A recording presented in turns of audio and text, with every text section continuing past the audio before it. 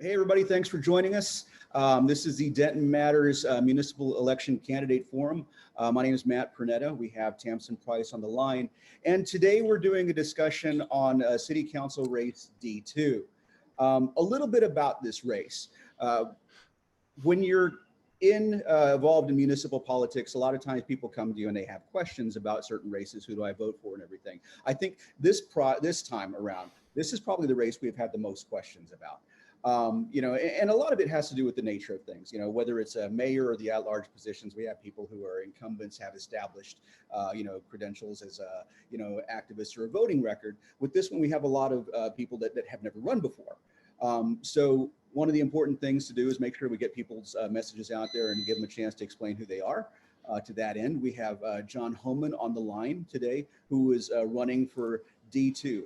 Jon, tell us a little bit about yourself. Right on. Thank you guys for doing this. First of all, I know it helps everybody out. Hopefully there'll be some more forums too. So yeah, I'm basically a stay-at-home father, a stay-at-home dad. Have been for 7 years, homeschooling, stay-at-home dad. I photograph on the side. And I thought I might get the question of, I was walking around earlier and I said, someone will, maybe ask why I'm doing it. And I consider myself sometimes, why did I do this again? Especially it gets rough. And sometimes you think, why did I do this? But I was going to tell a story about it. It maybe said something about me too. But I thought it was really fitting when it came to mind. I was in the circus, working in the circus. And I ran sound for the circus. And I had an 18-wheeler truck full of gear. I had 3. One of them that I was unloading at the time, and we had chain motors in there. They were half a ton chain motors, 500 pounds, real heavy things on wheels.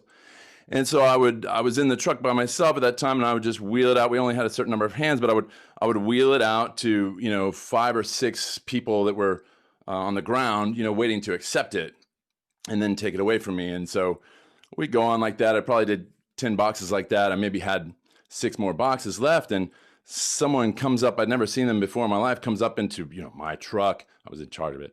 And I barely even saw them. They ran to the back, and I was passing one of the boxes off to the people, and I turned around, and here comes this box wheeling at me, and wheeling at the people behind me who are, smoking cigarettes and talking, having a good time. They don't even, and so anyway, I jumped on this thing to stop it, maybe cussed at the guy at the same time, and I had to like Coyote in the cartoons or something and stop it.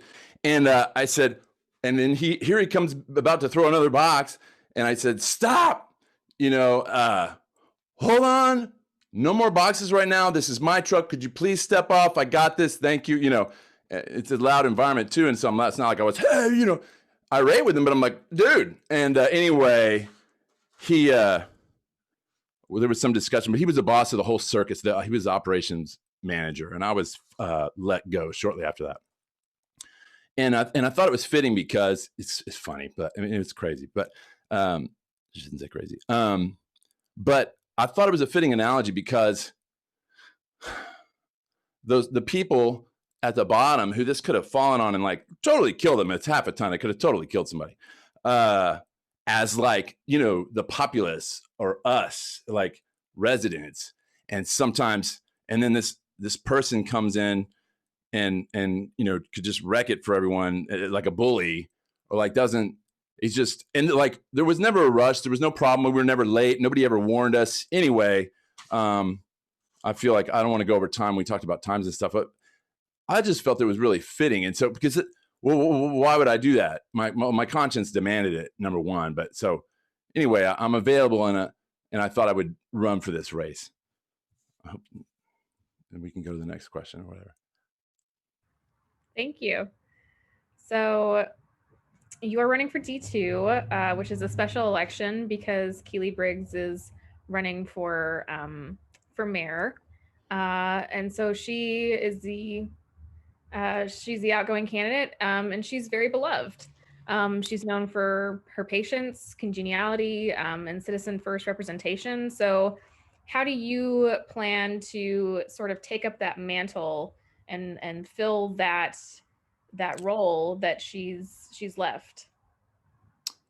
Right on. Yeah, I'm comfortable with that idea of maybe taking up the mantle. I've kind of said, there's big shoes to fill, um, because we do have a lot of similarities, and there's a lot about her that's worth emulating, right? Like her responsiveness. She's famous for being responsive, and then we share a lot of the environmental stuff, um, and so I think that people won't find it too awkward of a fit if I was to, be around, as far as those perspectives and the development stuff too. There's a lot of things we share, and I was reading them, and I thought I said that, you watched it, but I'm sure she probably said it first. Does that make sense? And if I never do, just ask for, if you need confirmation of anything, please just let me know. Yeah, so, Tamsin touched on the idea of the special election, and this special election is an extra special election, right? Because basically it was supposed to happen back in May. It's been pushed back to November. You're going to be on the ballot when we normally see, presidential races, federal races, state races. And by the way, we'll touch on it a little bit later. You're on the back of the ballot. So if you're voting on this one, make sure you flip that ballot over. But once again, this race was supposed to happen back in May. It's been pushed back to November. In theory, you should have been on council for about 6 months right now. So in a way, a lot of the people who are running have been kind of gifted an extra 6 months to prepare. What have you done in the last 6 months, to better prepare you? What are the things that you've learned and taken from it that you wouldn't have known back in May? Okay, sure. Yeah, the city business has to keep going, and it's even more important, I suppose, too. And so I try to keep up with it like I always do. I'll probably try to keep up with it as much as I can. And then I've done a ton of reading. It's like you can use that time to best effect. So I'm trying to learn how to be how cities run and how they could run better. Um, um, and so a lot of reading, and I still want to keep my activism up, and so I still am, raising questions at City Hall here and there, for certain things. Um, When you say reading, what kind of things have you kind of expanded your viewpoint to include to make sure that you're running, you hit the ground running? Because, and I want to and I need to clarify this. I should have done this a second ago. There are 5 people in this race, so chances are it's going to go into a runoff, which means that there'd be a runoff in December, and you'd be in at the beginning of the year, which kind of leaves you about 5 months to make a difference. So. What are the things that you've done to prepare to make sure that you're impactful as soon as possible in that short time? right. I mean, you kind of just have to be louder is kind of how I've thought of it. And more to the point, it's difficult because you have some complex scenarios or complex maybe solutions, and in these forums, you have to condense them down to sound bites, and I'm not the most eloquent speaker or maybe the most effective speaker, and so whittling the ideas down or making them more palatable to everyone is kind of one thing I've tried to do, which I don't know if I'm doing it very successfully right this moment. No, but that's important, and make sure that I have a grasp on stuff too. And the more that I've talked about it and talked with other people about it, it's just like they say, if you really want to learn something, teach it, right? So I've gotten a lot better, and I'm nowhere near as good as I could be, but that's helped, and getting an overall picture and being able to explain it. When you're running for city council, you often have to focus on the goals that you have, the platform that you have. But when you get on council, it's a group effort, and you'll most likely need 3 other votes to really get anything passed or get anything done. So how do you plan, or what is your strategy to get those other votes, to get your policies passed? Right. Well, you know, I'm going to try to be agreeable. I'm going to try to appreciate where other people come from. I know there's conflict in so many areas, um, but I think dialogue and having the courage to speak up too, in both ways, is really important. But collaboration is. That's kind of what community is all about in a large way. Nothing really happens in isolation. And like everything in biology, for example, is done in community and with communication and integration. Most things that happen in isolation aren't very helpful. They aren't even very fun to watch, maybe. And so however I can collaborate, I will. I do have a long history of collaboration with the theater work that I've done. It takes a lot of people to put a successful show on. So I have some experience at it. It's a service position.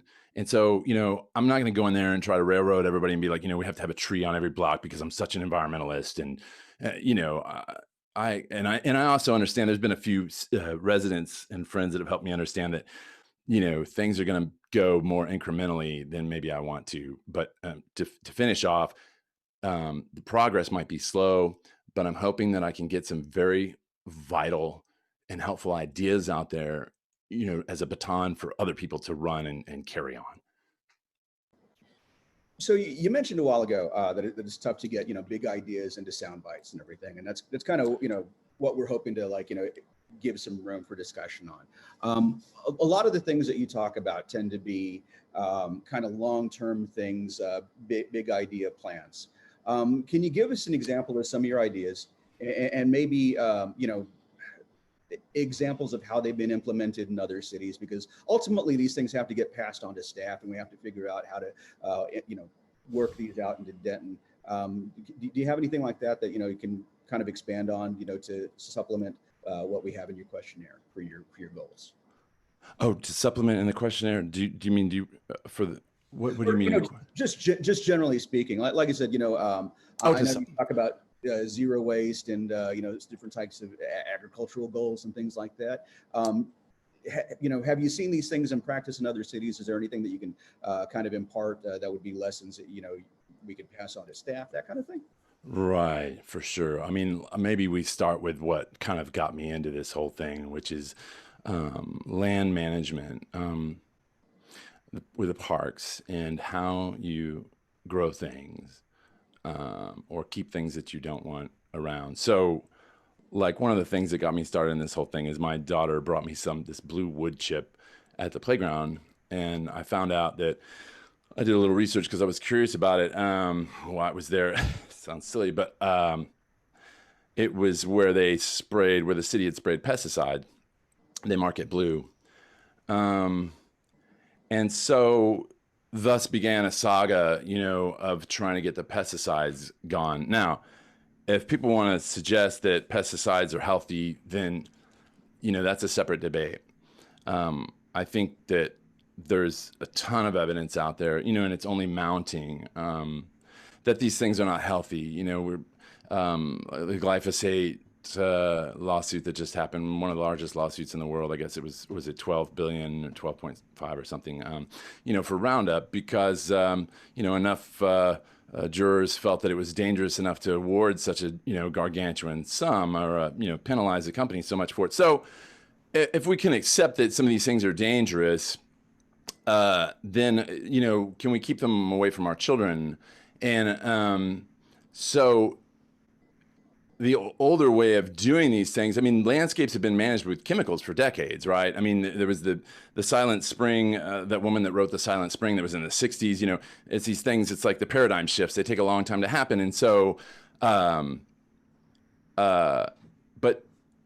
it doesn't mean it's any less harmful or whatever. So you can actually save money when you go organic. When you do an organic park, you're going to save money in the long run. And there's several parks out there, that demonstrate this proof of concept, where the people on the ground who are actually, raking and putting things down on the ground,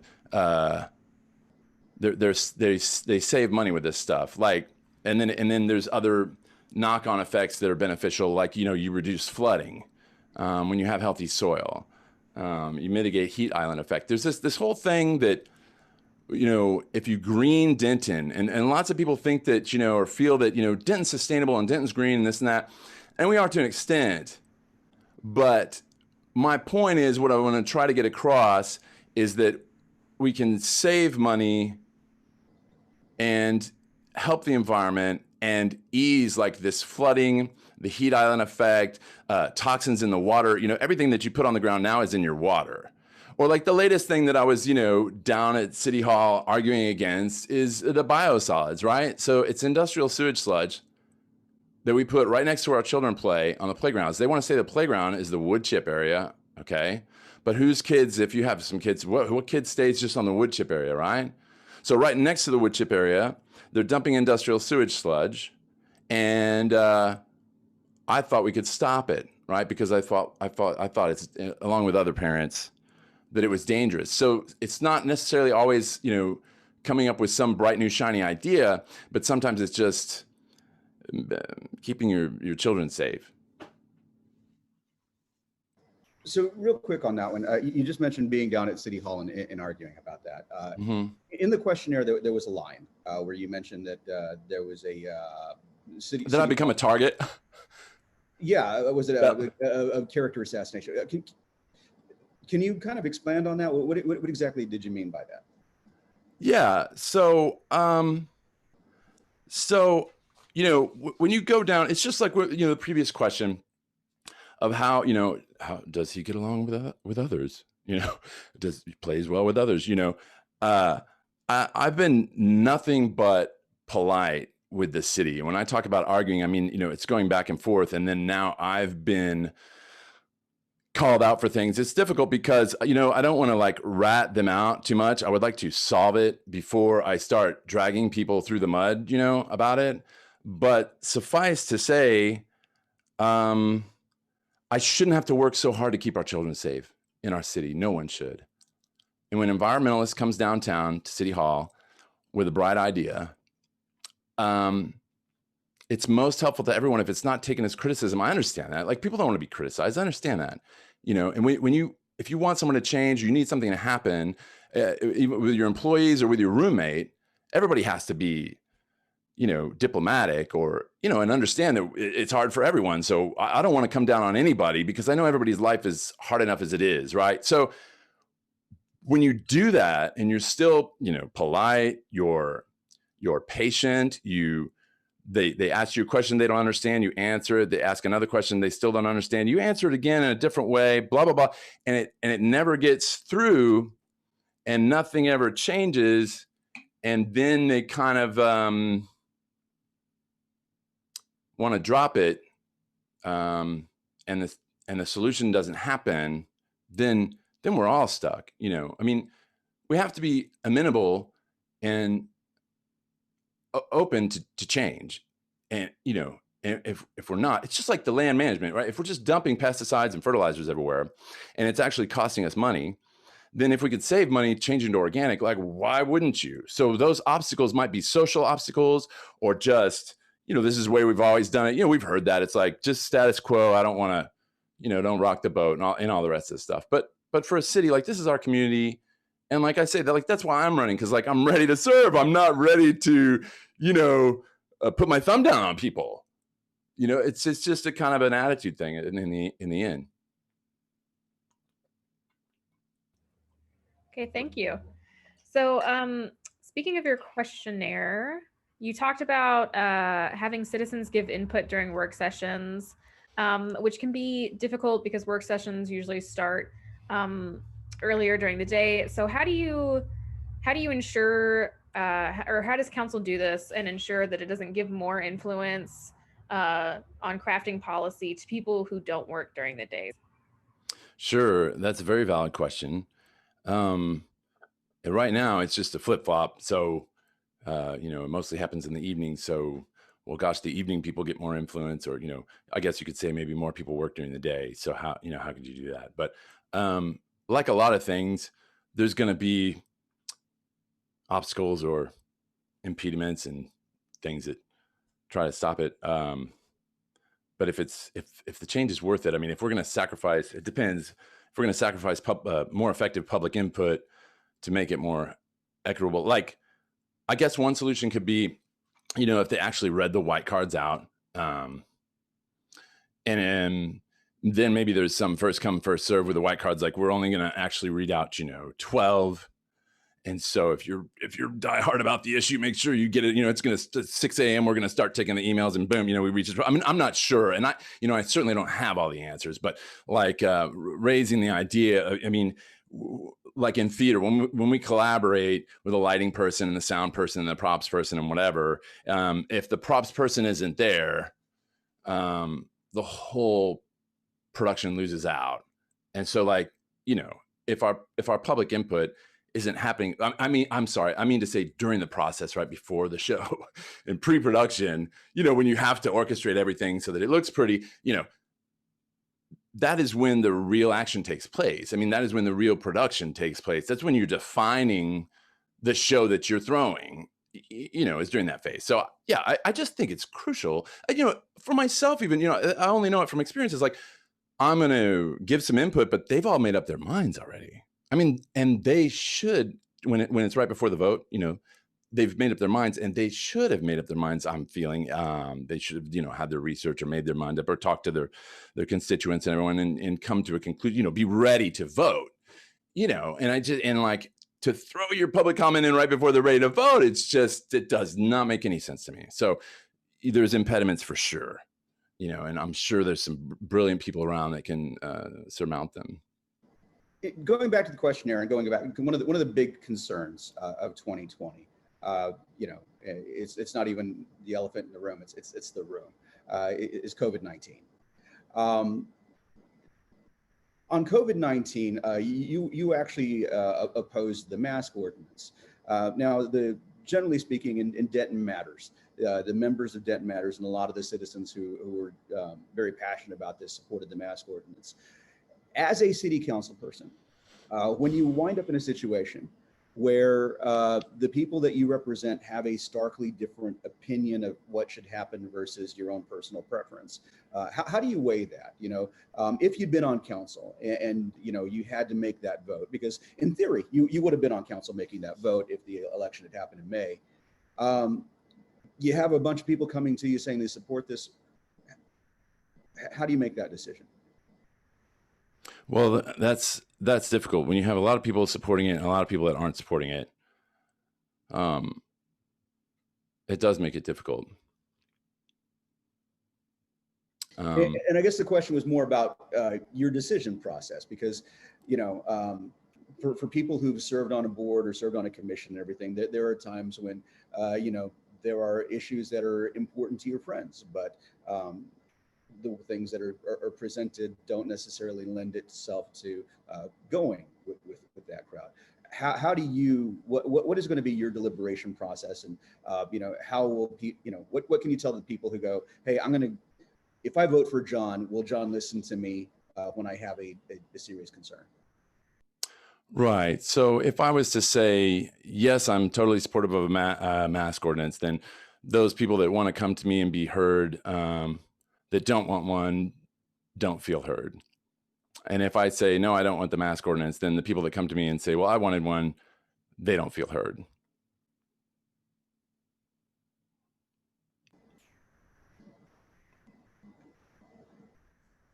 I mean, ask me more if that doesn't make any sense.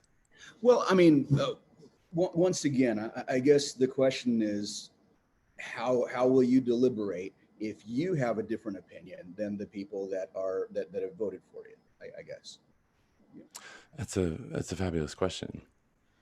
Some things come down to judgment, I suppose. I mean, if the thing about it is the public is so very divided. It's not one-sided, and that's what makes it so much more difficult. And what I really would have liked to see in a situation like that, much like in the Darius Tarver situation, is like you want to hear from leadership, from the people running your community, you want to hear from them, and you don't want to feel like they're ignoring you. And you want dialogue to take place, and you want discussion, and you want to feel like you're at the table and that you have a say in the decisions being made that are affecting you. And so when you get something so divisive, I want discussion. I want dialogue first, open dialogue first, and invite the public, and not, I just think that's the best, is dialogue. I mean, this stuff is so polarized. There's so many different polarizing things. We all know, like you said, the elephant in the room, it is the room, like people have left their friends, people have been disowned from their families, it's so very divisive. And again, it goes back to like when we all start to get isolated and alienated because of this division, and the community doesn't function unless it's together. And so anything that leadership can do to foster the discussion, because so many things, when you're talking about conflict resolution, it's got to be talked about. And that's where it takes, people have courage to talk, and ears to listen to them. Okay, thank you. So the concept of a robust democracy has come up a lot in some of the posts that you've made. So how do you think council promotes this? And can you give us examples of issues in your own life that have motivated you to go get out the vote, or to advocate for an issue that has to be voted on? Let me see if I can, talking about democracy. So people having a say in decisions that affect them. Yeah. I love that. Did you want specific issues that people should have more say in, or I'm sorry, can you can you tell me? I think the question is that, a lot of what you say, a lot of the things that you posted about have to do with, our government fostering a robust democracy. The question was, can you give us an example of how council would do that? And, some examples in your life of things that drove you to help get out the vote, run to the polls, that kind of thing. Okay, right. So like, it makes me think of a tiny house village that so many people were wanting to make for unhoused people, and everybody was it was like, I kind of got excited about it, like, oh, let's do it, let's go for this, and then when you're trying to do something like that, there's people that think, well, let the nonprofits handle it, or, well, this is something the city really needs to get involved in, or maybe a team effort between the two. But there was a lot of people talking, a lot of, kind of leaders in the community, kind of grassroots leaders, were saying like, we just have to wait for these seats to turn over. It's just not going to happen until these seats turn over. And that too often what we're seeing here in this campaign season here locally is this issue with PACs, that got brought up when we were all there Saturday. Was it Friday or Saturday night? And how much outside influence there is on these seats. It's like me, who would I want to vote for? It's like, I want someone that is from my community, that is part of my community. Like, I'm just an average person doing average things, like an average friend of mine that I admire. And like, that's who I would like to see on council. I don't want to see personally. I mean, if someone has an agenda and you already know what the agenda is, okay, you don't want them there. I mean, it's like me, like I'm most adept at handling environmental aspects, that's what I know most about, but that's why, I haven't read a single environmental book this whole race, really. I've been having to catch up on all the other things that I don't know, you know what I mean? So that I can speak reasonably, to them, or have a solution to hand ready when it comes up. I hope that helps. So real quick, when you talked about races and everything and waiting for seats to flip over, um, something I just wanted to touch on, because we've had questions about this one. In the Denton Record Chronicle, they stated that you like have voted only a couple of times in your time in Denton. Um, can you tell us about that? Actually, I guess how long have you been in Denton? I mean, that would be unfair for them to say that you've only Sure. voted a couple of times if you've only been here a few years. But Sure. Yeah, no, I've been here since 2009. okay. Yeah. And then Um, one time I guess I didn't have to vote for Keeley. Um, and then, yeah, what I said in the Chronicle was like, I haven't, you're juggling your life or you're doing different things. Like I haven't been politically active. It's not where I focused my energies. And, I could say, I regret it and I probably should have done it, especially from my perspective now. It's like, oh my gosh, of course you have to vote, but I'm a different person now, than I was. And, I guess, hopefully I'm always evolving. okay. And like one of the things we just want to, so I think they stated you voted twice. Is that true? I mean, I didn't count, Okay. is there a difference? Is there something I'm not answering or? No, no. What I'm saying is, sometimes people go, this person's never voted, or whatever. They use generality. So I just wanted to verify whether or not, because is twice accurate. And I guess the other thing is, for people who are, making the decision to vote for Jon, to go from not being civically engaged to being somebody who's going to vote several times a week going forward.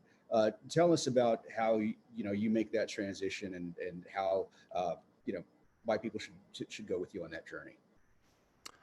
Well, I mean, they're going to make their own decisions, and they've got they've got quite a menu to choose from, and I'm just another item on the menu, and I can only, promise to do my best, and always be available for any further questions to help them decide. That's why I've tried to show up to every forum. I don't think I've missed one, and I answer all the surveys, and sometimes it's, they kind of come, I don't have too much time to answer them. And, you'd like a lot more time to make a better answer, a more thorough answer, and maybe sometimes do some research to find out what the answer really is, or, and so I'm ready to commit. And I think I'm showing that commitment. But yeah, I mean, it's just, that's going to be however people want to decide, of course. I offer my stuff up here, and I answer whenever anybody emails, or, and to answer questions. Okay. Cool. So once again, on the ballot right now, early voting has already started October 13th, and Tamsin will kind of cover that in a second. Give us a real quick pitch, because right now you're on the ballot with 5 other people, right? And ideally, you wouldn't want to go to a runoff. So give us the pitch on, hey, let's all go in for Jon. Let's make this decision right now. What's the thing that you think people should know to vote for you? Sure. So, I mean, a lot of this race is coming down to, people versus profit in a very big way. The development being the number 2 boomtown in the United States, everybody wants a piece of the pie. But it's our pie, and we've got to own it, or they're going to. And so just my general awareness of that, I think is very helpful to a lot of people that want to kind of take Denton back, or keep Denton, or have a place that they want to stay in, and a place that's successful enough that they can stay in.